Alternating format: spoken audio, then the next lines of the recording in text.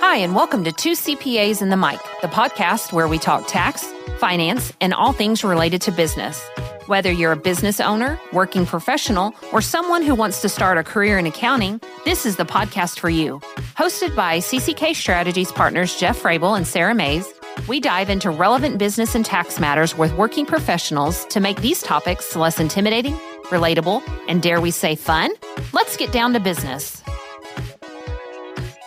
Welcome to this week's episode of Two CPAs The Mic. We are so glad you're joining us this week. My name is Jeff Frable. I am a partner with CCK Strategies in Tulsa, Oklahoma. We are here to cover relevant business and tax topics by doing it with applying straight talk, practical information, and not all the jargon and stuffiness that's normally associated with our profession. Today, we are talking about Trump accounts. We are talking about Roths. We're talking about traditional IRAs, but all from the perspective of building wealth from the moment a child is born. This is not a discussion over how to build wealth as an adult or as an adult.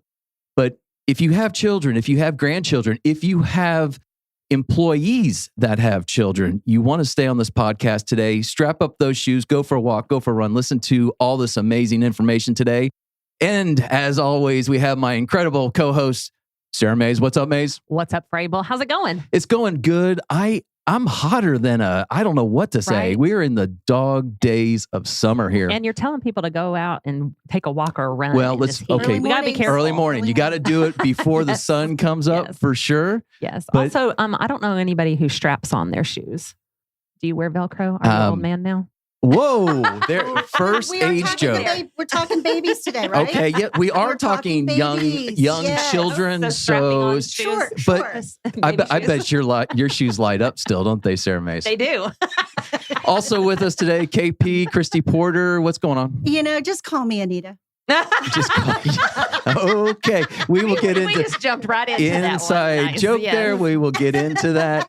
Apparently, Anita's my BFF. Apparently, today is Pink Day. The ladies are wearing pink. Well, yeah. Well, a few guys are too in the office. They are? Yeah. So around did we our not get the memo? No, I don't think you did. didn't. Okay, so what's the pink for today? Today is one of our amazing teammates' birthday, Sheila, and her favorite color is pink. So everybody is wearing pink except for me. Yeah, right. Yes. Right. All right. We like you to stay the outlier. Mm-hmm. Yeah, Be just yourself. to look silly. No, just to be the individual that you are. Well, luckily enough, I have the confidence to exude that. Right, for sure. I am okay. You're matching our guest today. I am. We got Not for anything. We're both wearing blue. We got the Yeah. blue, Yeah, and I'm right. also my brown is I got a little bit of brown, and you got the brown jacket, blue jacket. So we're all we got the memo. Yeah. We got our own memo. Yeah, I know. You're good. All right. So we're not going to banter much today. And dudes are blues, girls are pinks Yeah. today. So here we go. Okay, tracks. we are vibing. Yes. This is going to be That an tracks. incredible Yes. contributions or conversation, not contribution. Although we will talk about contributions today, won't we? All right. So let's jump into it. We're talking about Trump accounts today. We're going to talk about all things saving for young children. And our guest today is Noah Parris. And Noah is a principal with Parris Financial, which is a division of Northwestern Mutual. Noah and I go way back, not only in friendship, but in age. We are 69 and 70s children, like Anita over here. Say Gen that you X. were 69 years old. just No, called you not yet. Anita. Not yet. Yes. Everyone will know. But we are Hey, I will be full Anita. on. We are full on Gen X. One of the amazing things about Noah and our relationship is we once went to a Linkin Park concert together. We went to a Linkin Park concert, not together, but we were both there. We intended to go Someone together. got invited. I got invited and then I ditched them and it just didn't work out. But I ended up going anyway. Nice. I'm still But- working through that in therapy. In therapy. You and many others. I'm sure So- there are many others. The amazing thing about Noah's the guy that will show up every day in a sports jacket, but he'll also go to a Linkin Park concert That's awesome. and it. enjoy it. So I like Noah, all types of music. all types of music. Noah has been in his profession for years. He's a triathlete. Did you do the I've done some in triathlon? the past. Yeah, so this is a Calm that second. down right now. It's been a bit busy, so I understand that 100%. We I have look forward to another getting runner. back to that, Yep. though. Sarah's a I still runner. run. Yeah, I'm training for the BMW marathon in December Awesome. in Dallas, not Germany. Awesome. Thank you yeah, for clarifying. Let's Yes, go. I know, right? we could do a podcast from there. Maybe get it paid for by the firm, right? Oh, yeah, let's go. No, but Noah's That's he's an deductible. athlete. He is a triathlete, and this is the second guest in a row we've had that's a triathlete. Because Yeah, Ron remember our said. last Mhm. episode, Ron Yeah. was as a triathlete as Mhm. well. But before we get started in this conversation, I think it's very important for us to lay some ground rules. We pride ourselves on having practical talk, but not all the jargon and stuffiness. This topic can get a little weedy. Yep. I mean, we can get down into the weeds real easy. So we're going to try very hard. And Noah he's kind of his gifting is teaching. So we're going to, if we get a nerd alert, we're going to have to just kind of go back up higher. So I may get 2 or 3, perhaps. absolutely. What we need is a buzzer. Yeah. The buzzer goes, But we got "Eep." Anita. It's good. We got Anita. She'll keep Anita, us on it's track. The Anita alert. Yeah. So we might get weedy. actually We're going to Kristen. try not to do that. The other thing I think that we need to say, and we have the disclaimer at the end of our podcast, and we usually do this when we have an attorney on right away. I think we Yeah. need to do the same thing Yeah. with Noah. Anything we say does not constitute financial planning advice. Right. Or investment advice. Or investment advice. Yes. You can't leave a message on your cell phone to make a trade. to make a trade. So every situation is different.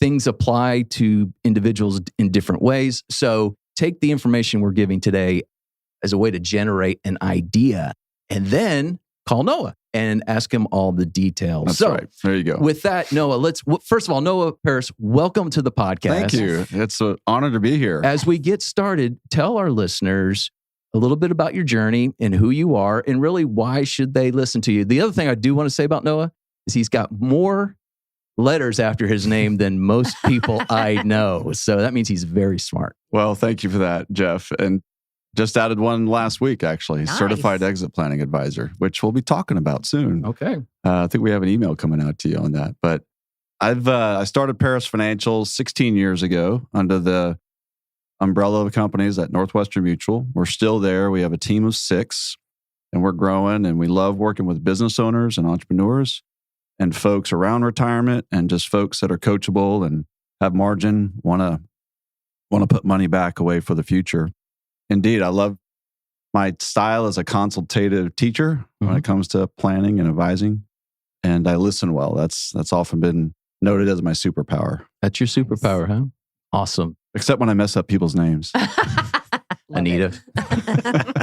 All right. So let's jump in.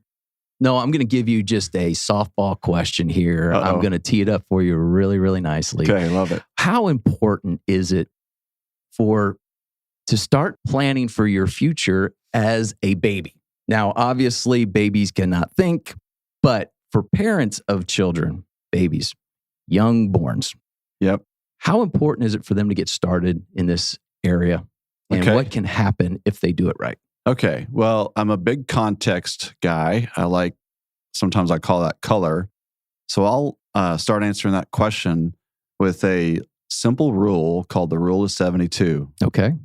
The rule of 72 says if you take the average rate of return you can get on any investment, savings vehicle, etc. So 72 divided by 9 is 8. That answer tells you in years how long it takes that lump sum money to double. So if you had $10,000 and you averaged a 9% rate of return, that money would double to $20,000 in 8 years. Okay. Yeah. And so how does that help a young child? Well, if you think about it, and in the context of Trump accounts, I'm playing ahead a little bit here. The S&P 500, which is what Trump accounts are largely invested in, that has done over the past 60 years a 10.4% rate of return. And since 1926, the past 100 years, including the Great Depression, it has averaged 10.2%. So if you take that math, 72 divided by 10.2, 10.3, if you want to call it in the middle, right? That is about 7. So if little Johnny or Sally is born today, that's 10 doublings by the time they hit 70. Okay. 10 doublings. 10 doublings. times 7, right? Right. Is 70 years of age. So for that newborn, if they get 1,000 or 2,000, that is $1 million without ever adding another dime. if That's it amazing. averages Mhm. a 10.23% type return. So ultimately, what we're talking about are vehicles that can be used in the early stages of life to develop wealth for an individual. Absolutely. And I think it's capitalism's response to not relying on Social Security. Exactly. Yeah. That's that whole movement from pensions to retirement contribution benefit plans and things like that. So Yep. this is a way that we can get away from the thought of when I turn 64, 65, I'm going to get on Social Security and I'm going to be fine. This is a way to circumvent that situation. Yeah, Social Security was never meant to be a primary Right. retirement income vehicle. It was really meant to supplement. Back when they instituted Social Security in 1935, I think it was 35, it was designed to pay for about 2 or 3 years because lifespans were 65 years of age then. Wow. Okay. And back then it kicked on around 62 years of age, still does today. So it never was designed to be a 30-year, 35-year vehicle. It was designed to be a supplement Okay. to pension plans at the time and other funding mechanisms. Okay. Well, let's jump into the concept of Trump accounts. Now, we will talk a little bit later. There's many other retirement vehicles that are out there as far as IRAs, Roths, SEPs, and all that kind of stuff.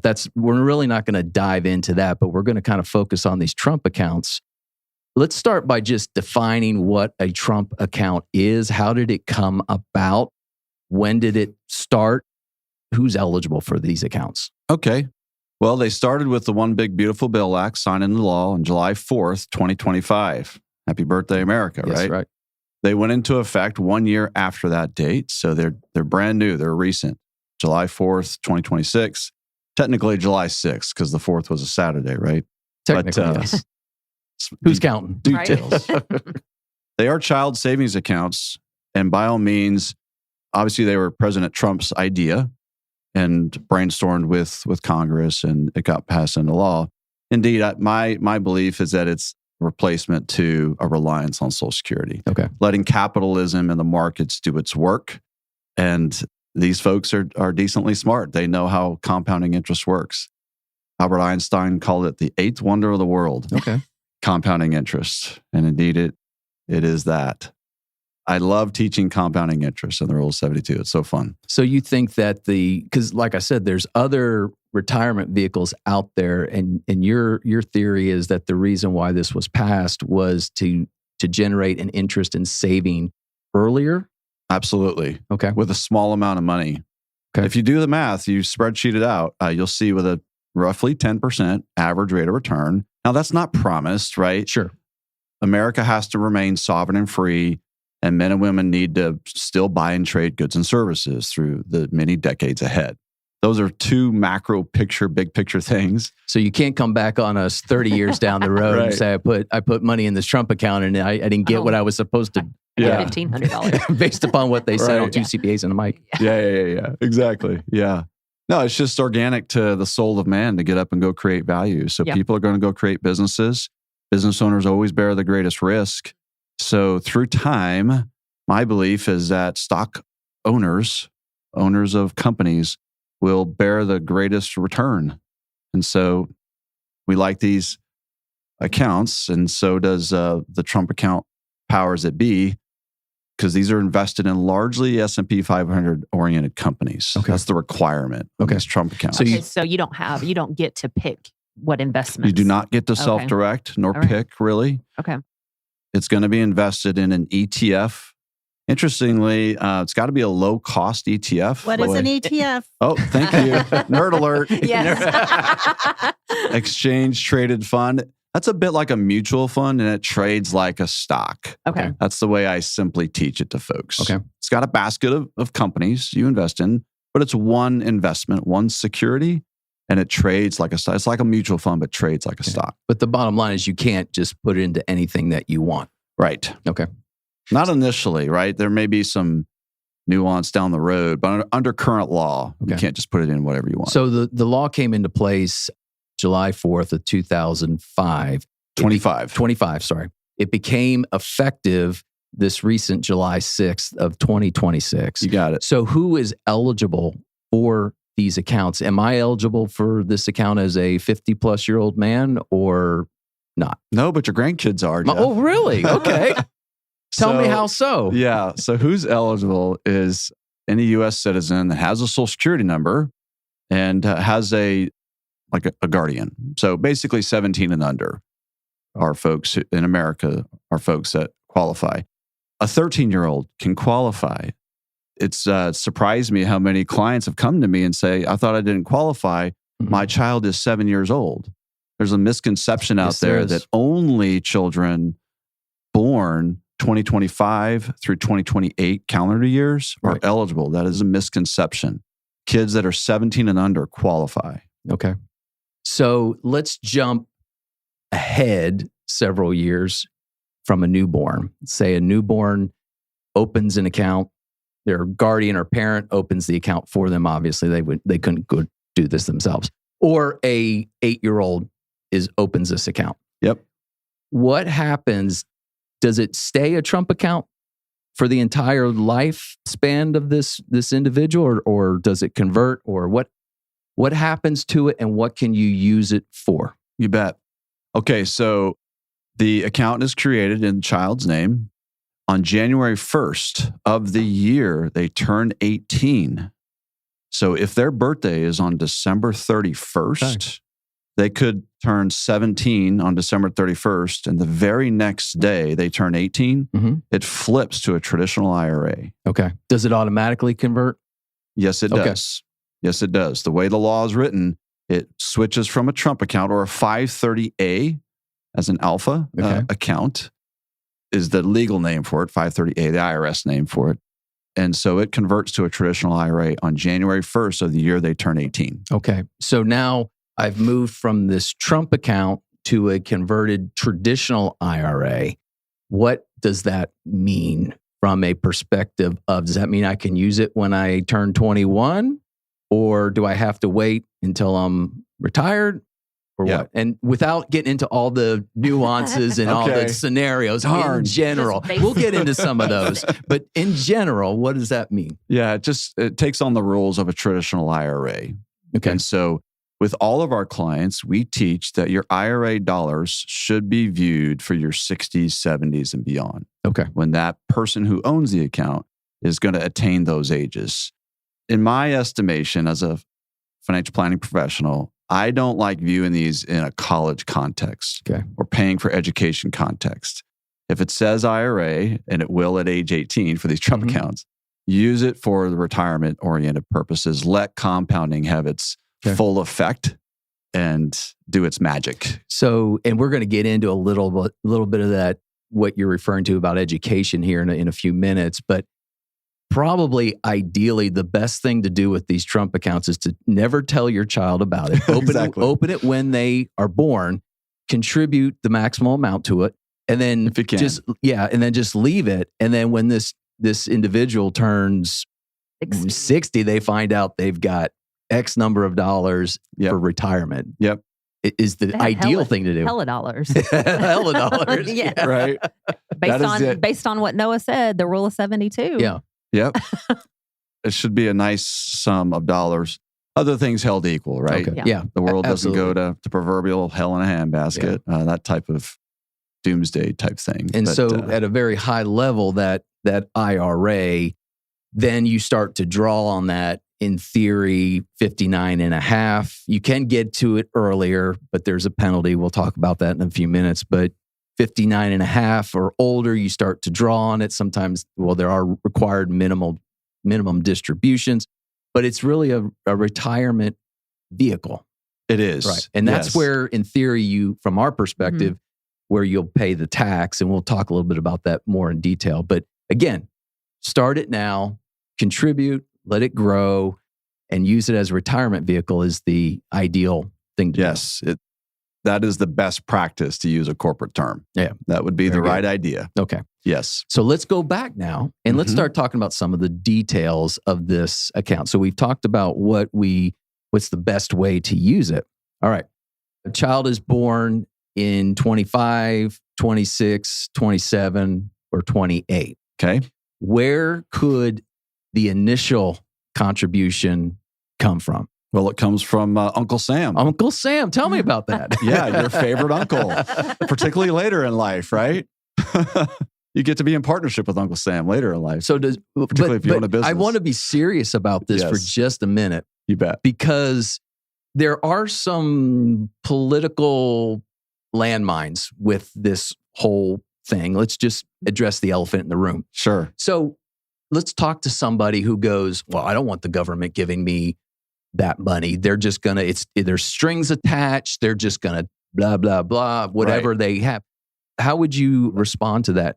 It's a concern, and we want to be respectful of that. So how would you respond to that concern? Yeah, you bet. Well, certainly fiscally, we've got to solve some issues as a country when it comes to fiscal management. So let's just establish that. But the way the Trump accounts work is for a child born 2025 through 2028, the U.S. government is going to deposit, once the account's opened by the parent or guardian, they're going to deposit $1,000 into that Trump account.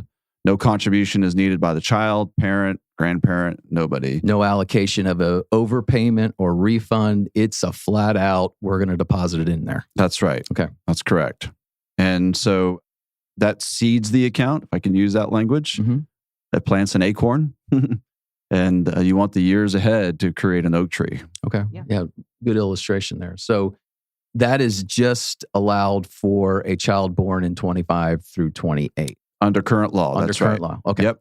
So let's say we have an individual that was a dependent that was born before 2025, and we want to open up that account, which we do.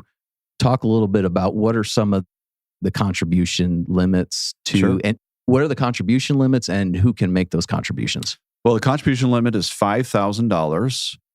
Of note, even if your child was born 2025 through 2028 and the government seeds the $1,000, you can also add $5,000 on top of that. The first year? Even the first year. Okay. So in the first year, your child could have $6,000 as contribution into the account. So again, as long as you're 17 and under, the parents can open up an account for that child and contribute regardless of their income, even if they make $2 million a year as parents. Good point. Or the child's lack of income, even zero. So little Sally is 6 years old, doesn't draw any income. You can still make a $5,000 contribution in little Sally's name from the parent's source, from grandparents, aunts and uncles. Virtually any person can contribute in behalf of that child. Okay. Yeah. So that's $5,000 per year per contributor, or $5,000 in total for the child? Yeah, Jeff knows how to clarify, doesn't Yeah. Because there's people out there that want to work it. Yes. Yes. And they probably ask you that question all the time. So is it $5,000 in total, or is it $5,000 per person? Okay. All sorts. All right. So you can only have $5,000 contributed to that account in 1 year. Yes. Okay. And Can I do a nerd alert? Yeah. There is, like, if it's a qualified, like a government or a nonprofit's going to contribute, which is you'll know if they are, then that doesn't count towards the 5,000. Okay. You would know if you qualify for that. I want to jump in on that in a second, but Sarah, you had a question. I was going to say, does that, I'm contributing to my grandson's account, that $5,000 is part of my annual gift exclusion too. Is that correct? It absolutely is correct. Okay. Yes. So let's say, for example, this year, the annual gift exclusion amount is $19,000. So to Sarah's point, if she puts in $5,000 to her grandson's account, she's normally been putting in the full amount of her gift exclusion, annual gift exclusion for that year into a 529. You've got to lower that amount, Sarah, to now $14,000 to the 529, and $5,000 goes to the Trump account. Okay. Yeah. Perfect. Okay. You touched on something that I did want to expand upon, Noah, and I kind of mentioned it in the intro, but you mentioned there are opportunities for governments, governmental entities, nonprofits to contribute into I think we need to clarify, when we use the term child, it's because this is who this applies to. So right. I'm not calling an 18-year-old a child, but right. Okay, just want in case our 18-year-olds get minors. Child equals minors, okay, minors equals child, right? So there are ways for governmental entities and nonprofits to contribute to these accounts. we probably won't get into those details because they're Probably very not. nuanced and interesting. But the other thing that though is that there is an opportunity for an employer to add a benefit to contribute to their employees' child's accounts. Can That's you right. talk a little bit about that? Sure, that does actually count towards your $5,000 annual limit, just so Okay. you know. Oh, okay. So there's a separation or a bifurcation Okay. of these governmental nonprofit entities that doesn't count. And then your employer. Then everybody else's, the total is $5,000. Yeah, everyone else. Yeah, including employers and parents and grandparents and aunts and uncles. If I'm an employer and I want to implement this benefit, what's the limit? How do you do it? Sure. How's that work? Well, it's $2,500 towards the family. So it's not per kid. So if Per employee? per employee, or basically. what Think of it, what if husband and $2,500 wife per employee. What if husband and wife work in the same place? Is it 5? You're going to stump me on that I know. It gets a little nuanced, but I'd okay. have to look that up, but my thinking is it would be per employee. Okay. Yeah. So it's not if I have 10. supposed to ask me gotcha I questions. know. I'm only reading your really gets into marketing it. information, Noah. Really, he's Um, excited. Let's go. Well, Let's these find it. questions are going to get asked. good, So yeah. it's per This is where in the planning conversation I say, let's check with your CPA. This is where we say, well, check with your financial advisor. So, Would you rather? but if an employee, the scenario is if an employee has 5 minors, Yeah. they're only allowed $2,500 non-taxable Right. to the employee, which means Correct. this money goes into their child's account and it's not taxable to their employee. Correct. Correct? Okay. Right. All right. Yes. That $2,500 would need to be spread out amongst the 5 kids. Okay. Absolutely. Now, if I wanted to put more in there, Mm-hmm. could I do that? Of course you could. But what happens to the employee? To the employee. Well, okay, so you can only do $5,000 between the employer and the personal household. So whether Right. grandma and grandpa are giving or mom and dad are giving or whoever, they only have now 25. If it's one child, let's just assume. Yeah.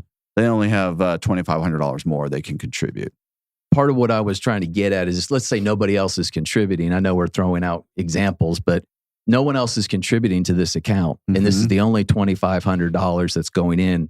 There's a limit of 5. So as an employer, let's say I want to give the whole 5. Mm-hmm.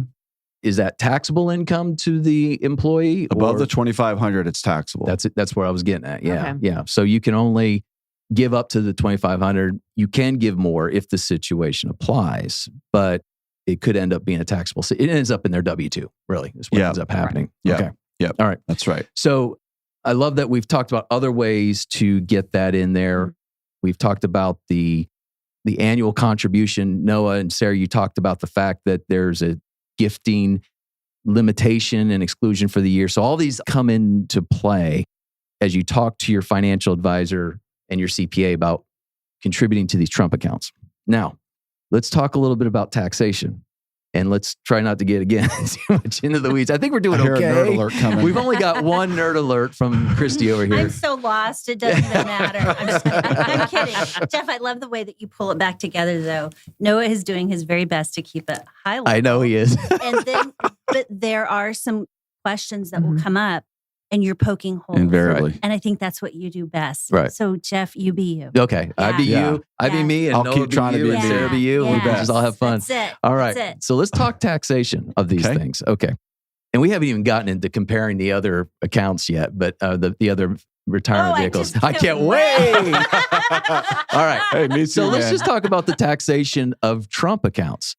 How do they get taxed? Do they get taxed at some point in time? Does that do those contributions get taxed when they pull out? How's that all work generally? Well, let's hit on current year taxation. There is no deduction to the parents, to the kids, even if the kids have income. There's no deduction. You're putting it in with After money, tax. after-tax money Yeah. you've already been taxed on. Because of that, I'm going to maybe a nerd alert, but that actually counts as basis. Jeff, do you know what basis is? Thank Noah, would you please Noah. explain to us what basis is? All basis- the CPAs listening are laughing right now, Right. but go for it. Yeah, Perfect basis question. is short for cost basis. And as you might infer, that relates to base or foundation. That's your base amount you've put into any asset. And so generally speaking, when you don't get a tax benefit on dollars you put into an asset, you generally get to pull your basis out without tax in the future. And that applies here to these Trump accounts. Okay. So in essence, if you've paid tax once on it, you don't have to pay tax on it again. Not double taxed. Not double taxed. That's right. So because these contributions are post-tax dollars, they are not taxed when you pull them out when you're 60 plus years old. Correct. But there's more in these accounts than just those original contributions. You would call those what? Earnings. Earnings. Okay. Yes. So what happens to those Now we're earnings? talking. Now we're high level. I love this contribution. I love this conversation. So what happens to those I earnings? hear the engines revving. Those are taxed. And if you leave it in the traditional IRA, they are taxed at ordinary income, just like traditional IRAs. Now, before you steal my thunder, I know I know where you were going. before you steal my thunder, our go-to strategy with our clients, and that we're teaching this, is that we flip it, we convert it. That's the technical term. Convert it to a Roth IRA. Under current law, this is allowed. Convert it to a Roth IRA when the child is 18 and 19 and 20 years of age, when their income bracket is the lowest. What does that mean? Why is that a benefit? Why is that a Noah? benefit? Yeah. That's a great question, Jeff. So glad you asked. I was wondering when that I question keep giving was you these coming. softballs, dude. It's great. It's great. That means if you get it to a Roth, you're going to pay some tax on the earnings. Remember, your Mhm. basis Right. gets converted without consideration to being taxed. So, quick example. You put $10,000 into a Trump account.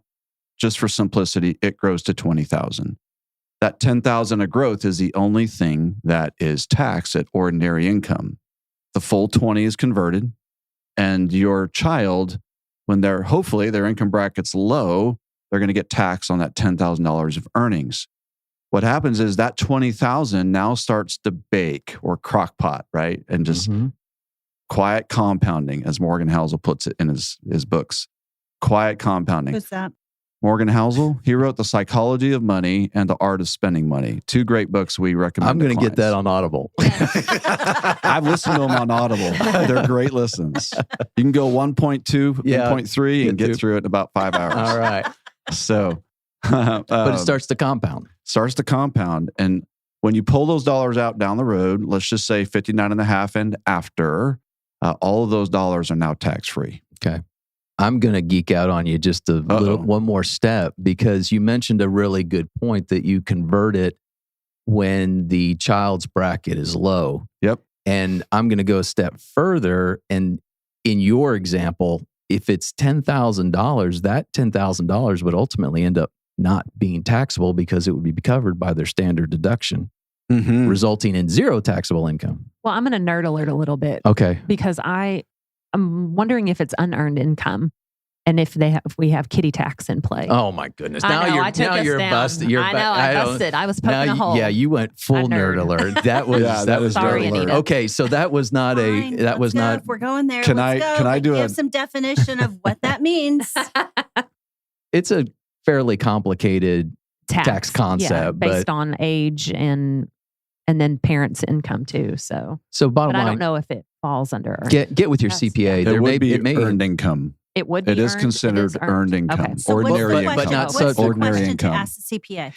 the question to ask the CPA is what I was saying was that earnings would come through as income, earned income, Ordinary income. not subject to Social Security tax. Right. Okay, so it's Mhm. earned income.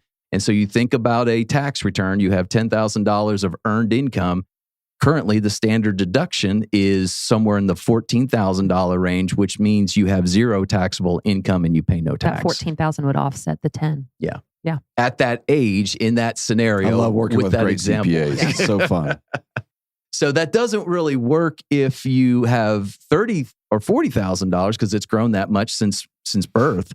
But the bottom line is you have a child's tax return where standard deductions come into play, Mhm. and they're they're more than likely Hopefully in a not. very low bracket at that Right. point in time than they are when they're 50, 60 years old.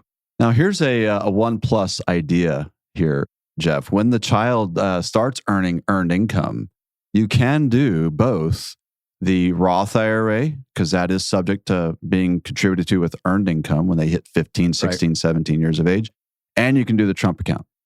Okay. You fast forwarded to the end of the. Did I really? To the end Did of I the. cheat? Yeah, you did. I'm so sorry. I've got a whole other area before that. Okay, but, well, take all that back. But we did cover the tax issues, the basis issues, which I think are very important in this situation. The other thing is that is a major difference between these Trump accounts, and we'll get into this a little bit more, but the child does not have to have taxable income for these contributions to be made. That's a very big distinction between Roth accounts and IRAs and things of that nature. So, yep, of course. So I think we really did cover everything related to the Trump account and how they operate, how they're taxed, how you get money in there. What I'd like to do is transition the discussion a little bit and compare Trump accounts to 529 plans. So at a high level, Noah, what is a 529 plan? Why do you open them up and what are they for? You bet. 529 plans are education savings plans that parents, grandparents, aunts, uncles can contribute to.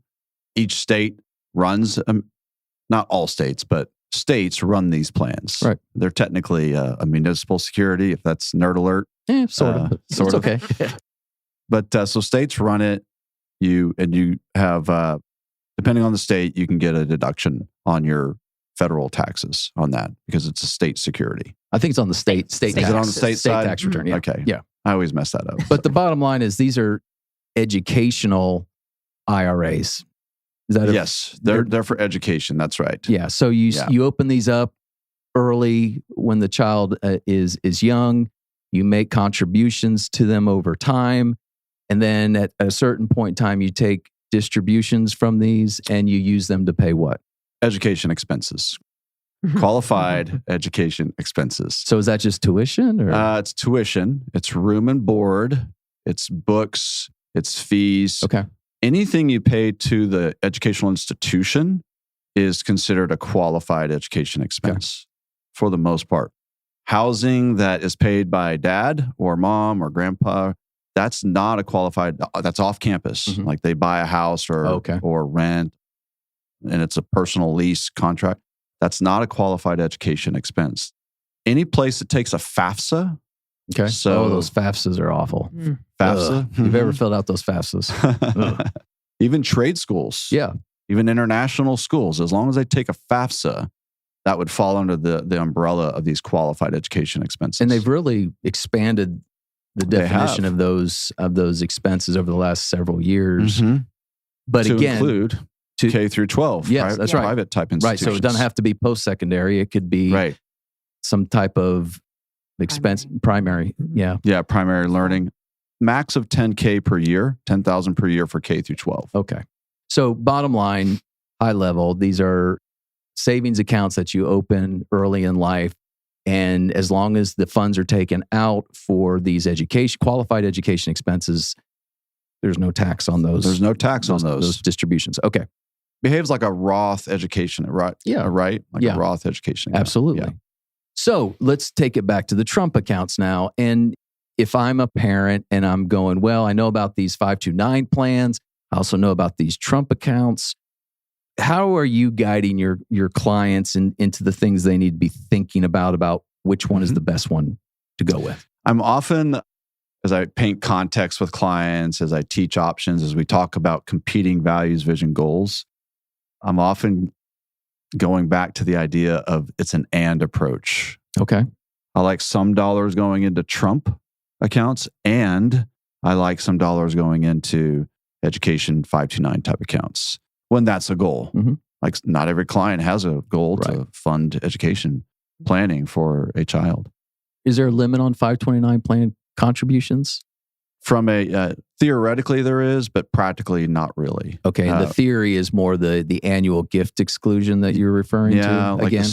the state of Oklahoma has like $20,000 that you can write off as a married filing joint couple. You can write off some plans. I know the Virginia plan put on that they have that's advisors can offer. I wish I had a grandchild in Virginia. They allow $300,000 lifetime contributions. By the grace. Yeah. Wow. Yeah. And a lot of these 529s have a lifetime max limit. So you want to pay attention to that.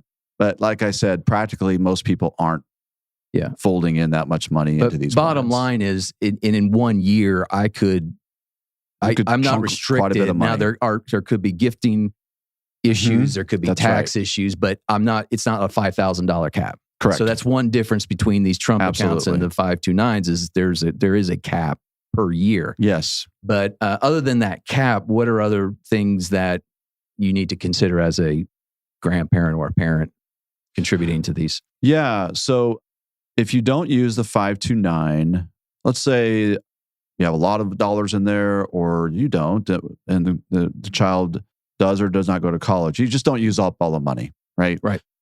That's a consideration is what do you do with those dollars?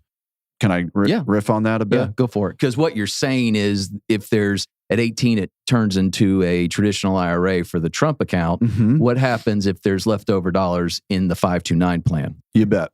So a few ideas that we share with clients is, number one, you can slide the dollars down to another sibling or even to a niece, nephew. In the 529? Yes, in the 529 environment, yes. So if they don't use it all and you got other kids and they don't have enough or what have you, you can just slide it down the beneficiary to that other child. Okay. Another strategy, which is clever, is the Secure Act 2.0 of 2022. I think it was the 2.0, allowed to move a 529 account to a Roth IRA for that beneficiary after the account's been open 15 years with a max amount of $35,000 that can be converted to the Roth. Okay. So that's a clever backdoor, just rollout strategy, exit strategy out of 529s when you don't use all the money. Yeah. So in other words, it goes into a vehicle for up to maybe $35,000 for a retirement plan. Correct. Okay. Yeah. A lot of these plans will let you keep the account open like 30 years. So if you open that account for a child at age 10, for example, just to pick a random age, you might even consider sliding it down to their future child. If it can be open 30 years, you might just wait around, let it keep growing, and then change the ownership from the beneficiary to the owner. And then the owner can designate a beneficiary. I know one plan, a 529 plan, will then let you go another 30 years after you change that account owner and beneficiary. The bottom line is there's some complexity to what to do to $529 if they're not used. That's right. Whereas the Trump account, it's pretty straightforward. Yeah. It's a long-term investment. Long-term investment. So flip it around the other way. If I have a Trump account, I've only been putting money in a Trump account. Can I use that for like a 529 plan? Can I use it for education expenses? I'm going to say no. You can take dollars out, but you're just going to interrupt the compounding cycle. Okay. And you may be subject to some penalties. Okay. Because it behaves like an IRA. And if you pull it out prior to 59 and a half, you have a 10% penalty. Actually, I think there is an exemption for the education component. Yes. So, subject to you would be paying qualifying exemptions. You would be paying the tax. Yeah. Yeah. And nerd alert, you can take your basis out of the Trump account once it turns into a traditional IRA. It's not taxable. Not taxable. But it may be subject to a penalty. It could be subject to the penalty. I don't know if that's been clarified by the law. You're the CPA. You might know that. Boom. Well, in other words, it gets complicated. So you may want to just stick to your 529 plan for the education and do your long-term for the Trump account. Yes. Anything else related to those 529 versus Trump accounts that we need to dive into for comparison purposes that you can think of? I can't. Just want to make sure we're covering it all. I think we're covering it all. I'm a big believer in keeping it simple. And I really do like clients dividing up their thinking around, hey, the Trump account's for a long-term vehicle. I'm going to let compounding take its course. Yeah. And I'm going to use my 529s as my education sources. Yeah. Good idea. So as we start to wrap up, Noah, we've talked about a lot of different types of plans. And I think it's beneficial to kind of define what some of those things are. We didn't go into too much detail, and I don't want to, but from a high level, we've talked about traditional IRAs versus Roth IRAs. Just in general, what's the biggest difference between those traditional IRAs and the Roth IRAs? Sure. They both grow tax deferred. They both are accessible at 59 and a half with some exceptions on access to basis and things of that nature. But traditional IRA, you're taxed at ordinary income when you pull it out. Roth accounts, Roth IRAs, you're not taxed when you pull those dollars out down the road. Let's assume it's beyond 59.5 for both of those Right. scenarios I just Right. talked about. And you can do that because you get a deduction for the traditional IRA when Correct. you make the contribution. You got a tax benefit up front on the traditional, so you're going to pay the piper down the road. Yeah, or Roth Uncle you do Sam. not. Roth Right. is after Post tax. tax. Yeah. So Exactly. a lot of different things to consider there. And there's not one cookie cutter answer for an individual. So Noah, let me ask you this question as we start to wrap up. Say I do not have an unlimited amount of funds, discretionary income for these accounts, or even for my own retirement and things of that nature. How do you have that conversation with the client? What are the areas that you focus on? What are the things? This is not I tell them to do this here and that there, but what are the conceptual things that an individual needs to be thinking about as they start to divvy up funds for these types of things? Yeah, you bet. I think in a order of sequence, how would you look at that? They certainly need to have some basics covered, broadly speaking, financial planning wise, like health insurance, some basic life insurance, and some things of that nature, savings in the bank. Mhm. You don't want to have to be tapping these longer term vehicles. You need some of those shorter term resources to turn to. So from a planning standpoint, that's just good best practice. I think when dollars are competing, the parents need to be thinking about their retirement primarily, right? I was going to ask that question. Who should I be funding first? Myself or my kids? Myself. Okay. The parents first, right? The beautiful thing, back to math is better sooner with compounding. I don't know that I said that expression, Christy, and Sarah, but math is better sooner when it comes to compounding. You can put a little amount of dollars into the Trump accounts and just trust time to let it bake and compound. So you don't need to be thinking in terms of a lot of dollars. You don't need to be thinking about $5,000 a year. You can be thinking in terms of like $250 a year, $250 a year, or whatever you can do, $100 a year. Literally, like take some birthday money and Christmas money and just deposit half of it into the Trump account. If they're young, it's going to grow. It's going to grow. So, but primarily the adults need to come first. Well, I think is a great comment. The thing that pops into my mind, I would think if I was older, let's say I'm a grandparent, and I go, but if I take care of myself first, I don't have as much time, whereas I can really give my grandchild a better, quote unquote, a better life. I can give them this. Do you ever run into clients that kind of have that line of thinking and think, I just want to take care of them? Yeah. I just go back to doing the teaching. And at the end of the day, it's the clients that's going to make the decision. Yeah. But I'm going to show up each time with a client and teach the right principles. And I think the grandparent primarily funding their retirement, if they're not fully funded or they're not on track to, fund yourself first and take small amounts of money and put them into those Trump accounts. Right. A little bit goes a long way. Again, acorns turn into oak trees. That might be the title of our podcast episode, Acorns Turn into Oak Trees. Sarah, as we wrap up, do you have anything any questions or? How do you open a Trump account? Oh. We didn't talk. We're talking about Trump accounts, and they're like, how do you even open up these? Sarah's swooping in to save the day. Very practical. Well, you can either file Form 4547 through your CPA, or you can go to trumpaccounts.gov, trumpaccounts.gov, trumpaccounts.plural.gov. You can do that today and go open an account. You just need your child's legal name as it shows on their Social Security card, and they do need a Social Security number. So if you haven't filed for that, you got to start that process first. Can a grandparent open up an account for their grandchild, or does it have to be done through the parent? I'm going to be honest, I don't know the exact answer to that question. Okay. I think it That's has fair. to be the guardian of the child. Okay. I think the way the legislation reads, but I'd have to check on that. Yeah, good question. And when do you get notification when the $1,000 is seated? Yes. If you have a one born. Yeah, and I think it can take up to 90 days from what I've heard from clients. I mean, we're still like just a little bit of time, only a month out. In, yeah. So Well, and the IRS is completely up to date on all their stuff. they're very efficient, right? Sorry, very fast. They are so efficient.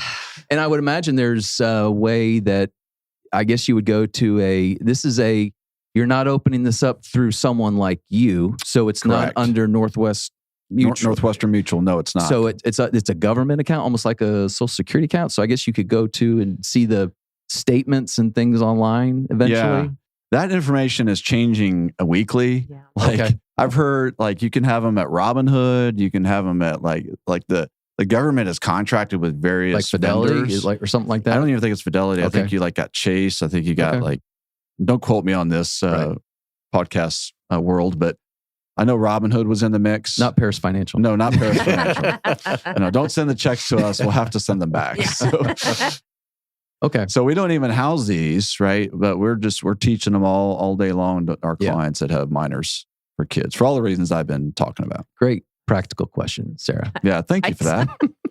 Yeah. Anytime. That would have Anything been else? one of those questions driving away like, Oh, we never Duh. told him how to Right. open it. it. KP, do you have anything? You're always taking notes. I'm always taking notes. There are some great nuggets. I love the big picture. I love how we covered the who, the what, the when, the how. Thank you, Sarah. Mhm. And the why. Big picture, the why.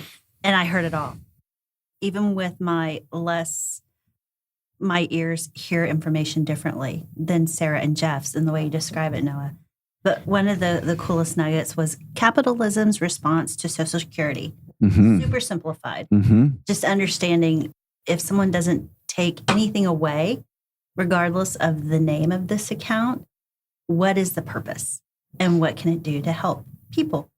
Mhm. And those are my nuggets. Those That's are my so takeaways. awesome. Yeah. I do have one last question, Noah, and I want to go back to just kind of the concept of these accounts and concerns that individuals might have in your tenure as a professional Mm-hmm. and the professionals that you work with and have grown up with and been mentored by. Do we ever see a situation where the government changes the nature of an account? In other words, they were Roth. We've been making contributions as a Roth account. It's going, and then the government goes, "Oh, you can no longer take these out as tax-free." Has there been precedence for that kind of thing at all?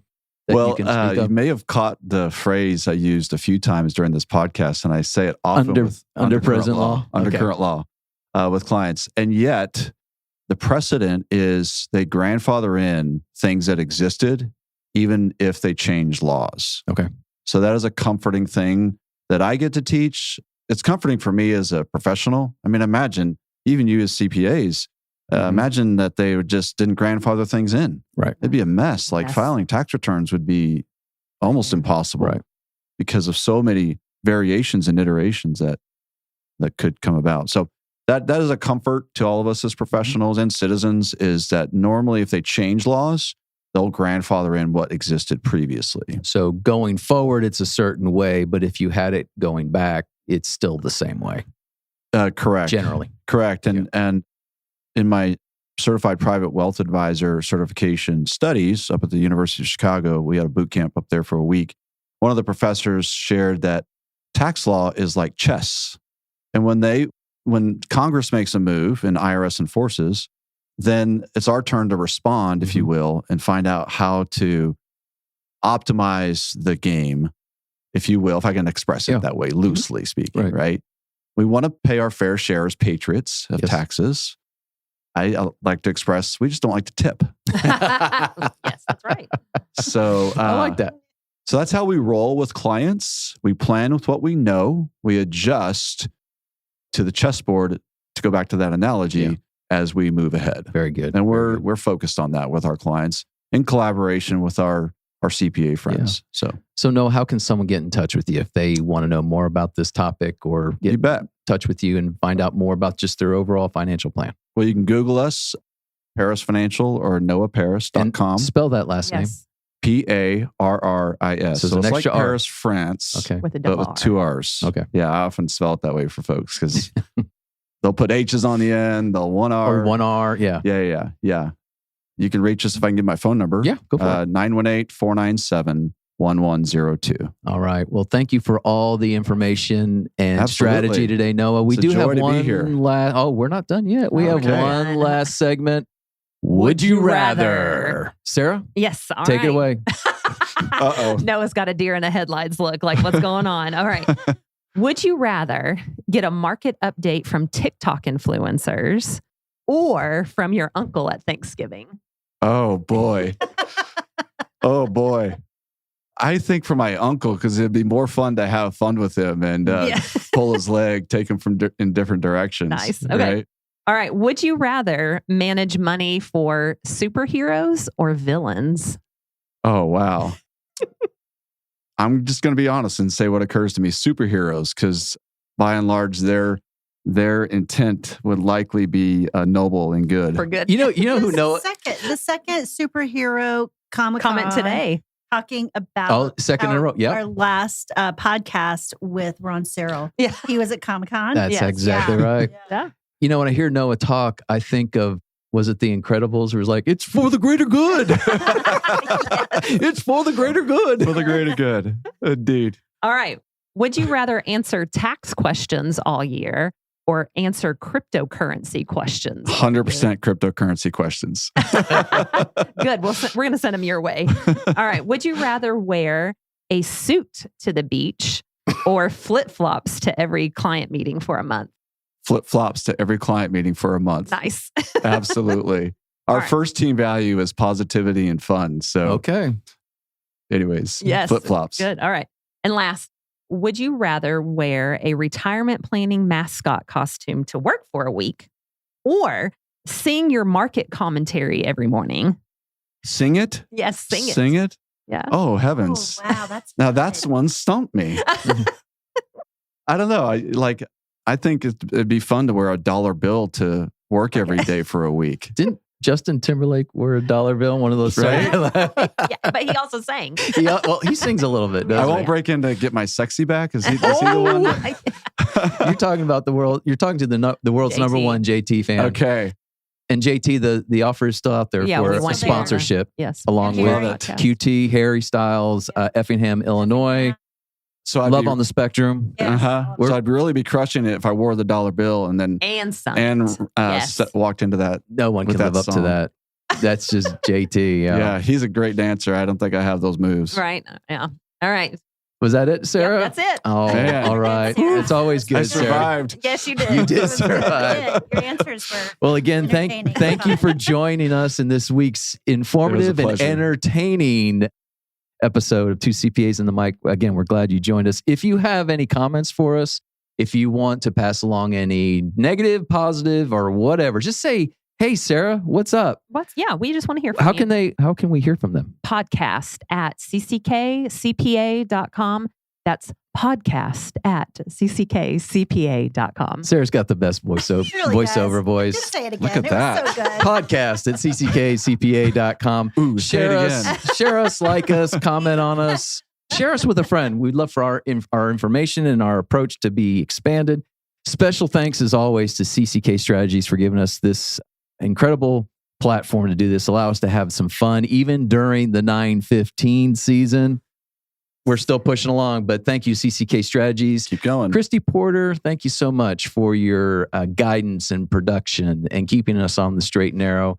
Robert Mays for the intro and outro music. Clarence the Bomb Fisher with Tulsa Internet Marketing Services, who always gets us across the goal line. And then Emily Johansson, the world's greatest executive assistant for everything you do on the back end.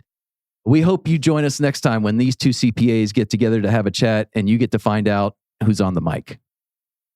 The information provided on this podcast is for general informational and educational purposes only and does not constitute accounting, tax, legal, or financial advice. While we strive to provide accurate and up-to-date information, laws and regulations change and individual circumstances vary. Always consult with a qualified CPA or professional advisor before making any financial or business decisions. The views expressed by the hosts and guests are their own and do not necessarily reflect the opinions of any organizations they are affiliated with. Listening to this podcast does not create a client-accountant relationship. By listening to this podcast, you acknowledge and agree to those terms. And that's a wrap for this episode of Two CPAs and the Mic. If you found today's episode helpful, please subscribe, share, and leave us a review. Have questions or ideas for a topic? Reach out. We'd love to hear from you. Email us at podcast@cckcpa.com.